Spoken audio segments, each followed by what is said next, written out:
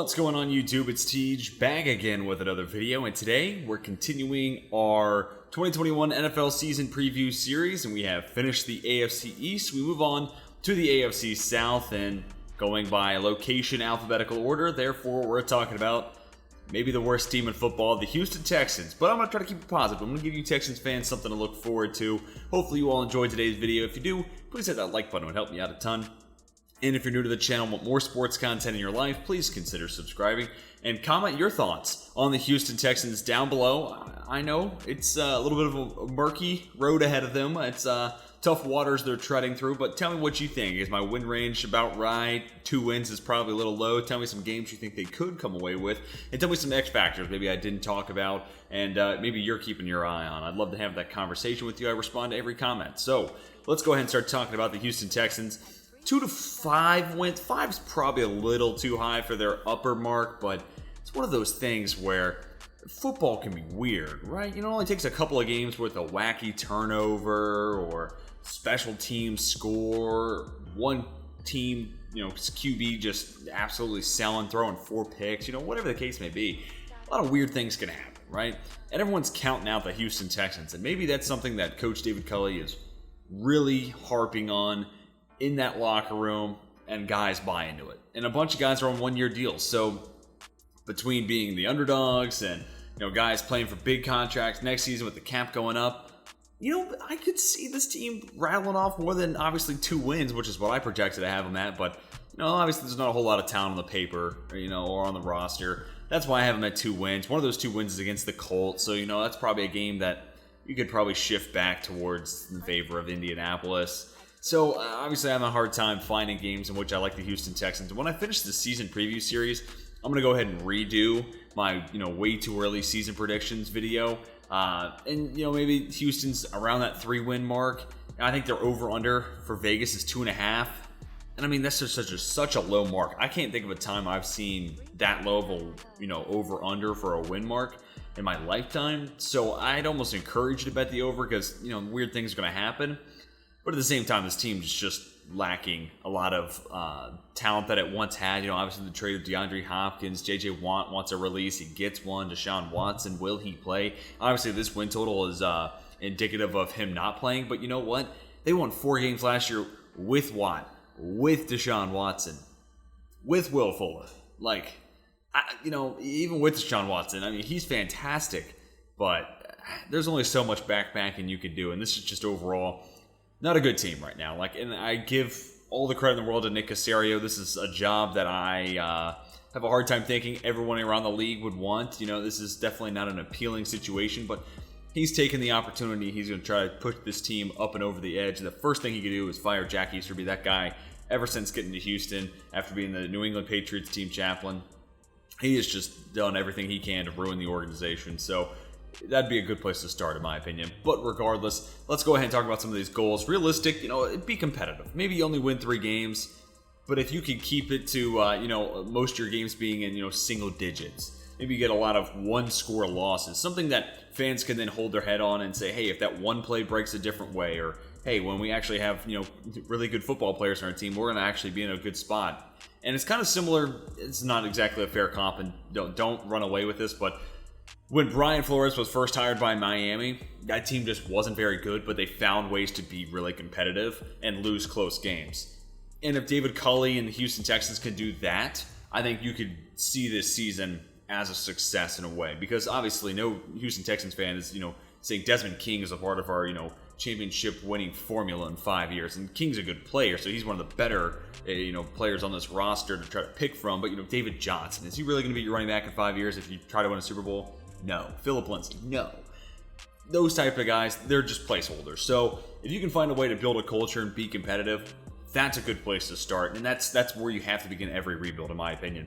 Reach goal, this one might be, honestly, of all my reach goals, this one's probably the one I would find least likely. And that's, again, I'm not trying to bash on Houston, but winning 7 games would be really remarkable for this team. And at that point, I would have to assume Deshaun Watson played more than half the season. Because he's a quarterback that could elevate those around him. And, I just don't know. Given his off-the-field situations, I have Obviously, a significant other I've been dating for 3.5 years, and I have a little sister, so those types of subjects are very touchy to me, and they're things that rub me the wrong way, so I'm just going to go assume that he's not playing at all this upcoming year, especially considering there's so many allegations. But if they get to 7 wins, it's because Deshaun Watson played. And that's not to knock Tyrod Taylor either.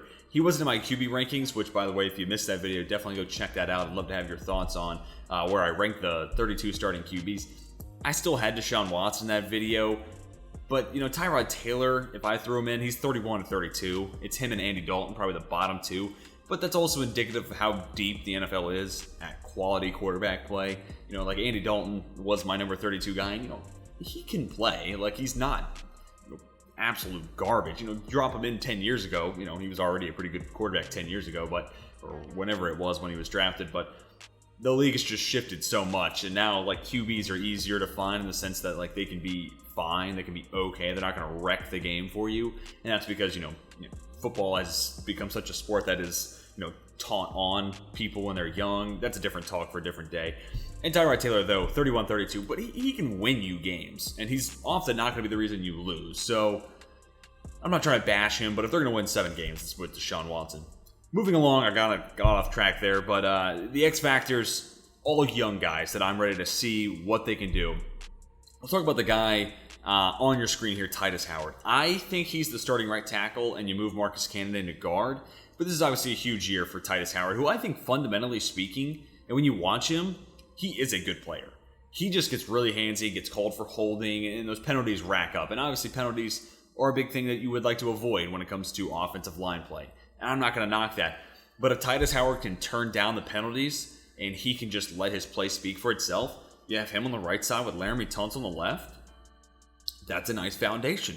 That's where you start a rebuild. And it's a situation where maybe it's Davis Mills getting, to play in the back half of this upcoming season, or Houston's picking 1 or 2 and they take, Spencer Rattler, Sam Howell.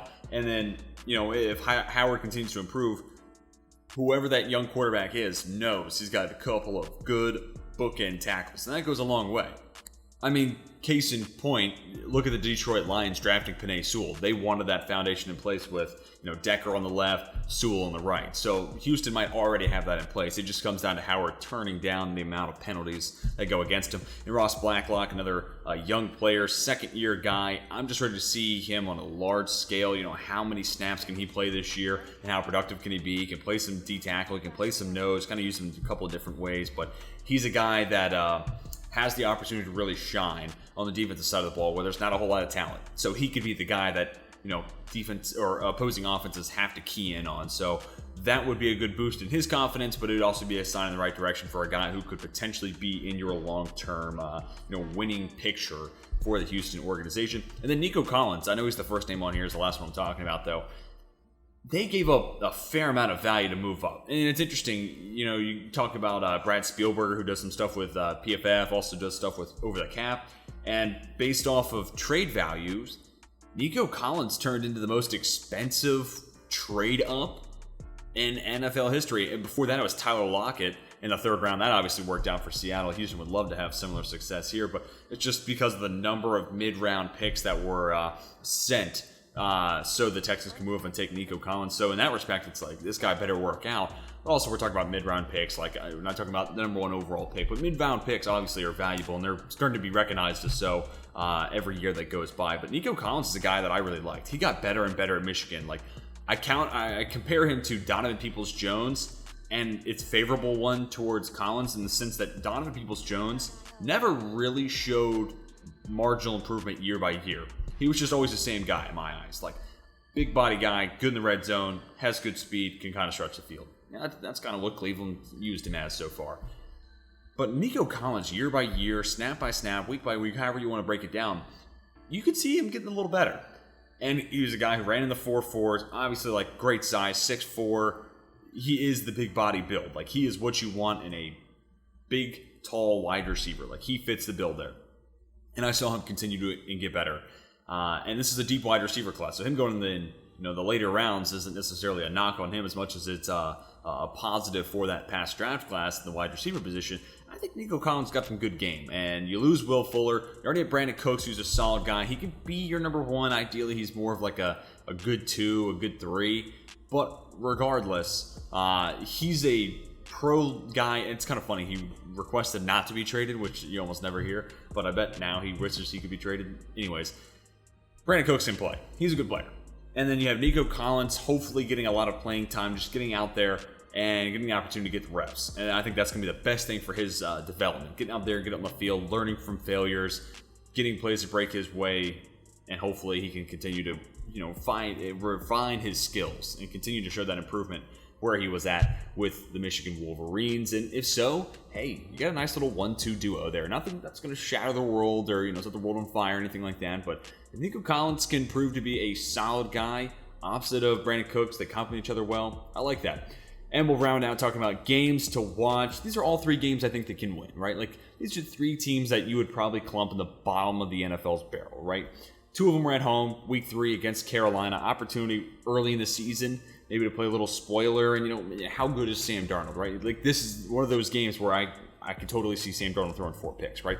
Like, if he hasn't changed from who he was in New York, despite all the pieces and the weapons and the good coaching around him, if Sam Darnold's just overall not that guy, I could see Houston's defense creating some turnovers, generating a lot of pressure, coming away with a W there.